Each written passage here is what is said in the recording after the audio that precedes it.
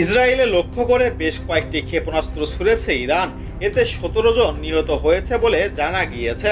এক বিবৃতিতে ইসরায়েলের সামরিক বাহিনী জানিয়েছে, অল্প কিছুক্ষণ আগেই ইরান থেকে ছোড়া ক্ষেপণাস্ত্র শনাক্ত হওয়ার পর দেশজুড়ে বিভিন্ন এলাকায় সাইরেন বেজে উঠেছে। আল জাজিরায় জানায়, ইসরায়েলি সামরিক বাহিনী এক্স হ্যান্ডেলে জানিয়েছে, ইরানের ছোড়া ক্ষেপণাস্ত্র ঠেকাতে তাদের প্রতিরক্ষা ব্যবস্থা কাজ করছে। দেশবাসীকে আশ্রয় কেন্দ্রে ঢোকার পরামর্শ দেওয়া হয়েছে ইতোমধ্যেই। সর্বশেষ এক ক্ষেপণাস্ত্র হামলায় ইসরায়েলের আহতদের মধ্যে ১৬ বছর বয়সী এক তরুণের অবস্থাও গুরুতর বলে জানা গিয়েছে। দেশটির জরুরি সেবাদাতা প্রতিষ্ঠান ম্যাগেন ডেভিড অ্যাডামের বরাত দিয়ে এফটিপিআই এই কথা জানিয়েছেন। এক বিবৃতিতে এমডি জানায়, আহতদের চিকিৎসা দেওয়া হচ্ছে।